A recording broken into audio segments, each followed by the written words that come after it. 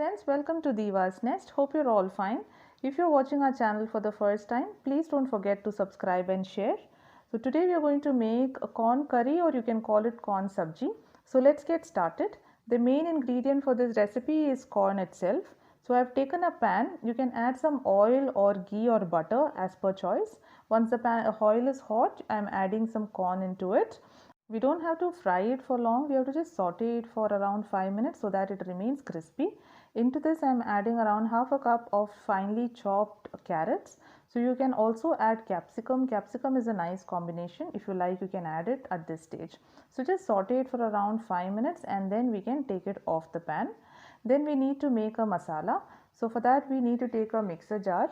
Into that I am adding around 2 tomatoes chopped, then around 1 green chili, and if you like chili more, you can add it, and then around 3 to 4 cloves of garlic and 1 small piece of ginger and around 4 to 5 shallots.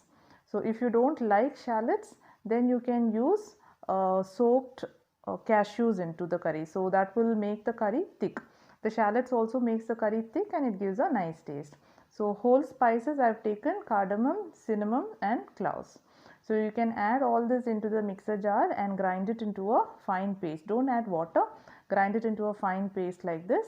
Once this is ready, we can keep it aside and take the same pan, add some oil into it. Again, for this making the curry, you can take either ghee. Ghee is also a nice option, it gives nice flavor.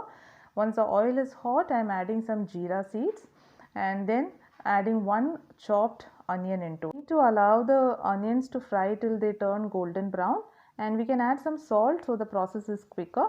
Once the onions turn golden brown like this, then we can add some turmeric powder, and then I've taken around 1 teaspoon of coriander powder and 1 teaspoon of chili powder, and then we can add around 1 teaspoon of garam masala. I have missed adding garam masala here. I have added at a later stage, so you can add it at this stage itself.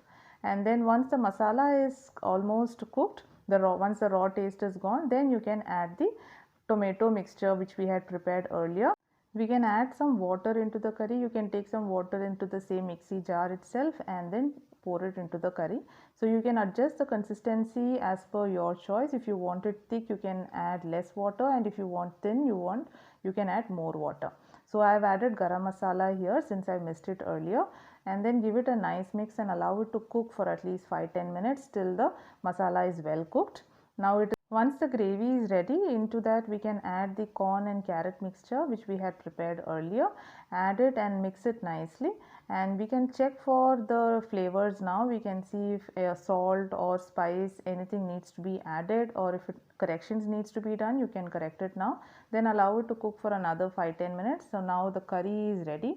It's all well cooked. It's kind of, the consistency is right for me. So last I'm sprinkling some garam masala on top, and then I will sprinkle some coriander leaves. Chopped coriander leaves can be sprinkled on top, and then we can cover it up and allow it to rest for another 5-10 minutes till you are going to serve it. So it's a very tasty dish. The curry is ready now. It is very thick for and nice consistency for rotis. Very tasty too. Hope you liked it. Please do try and share your feedback. Thank you so much for watching.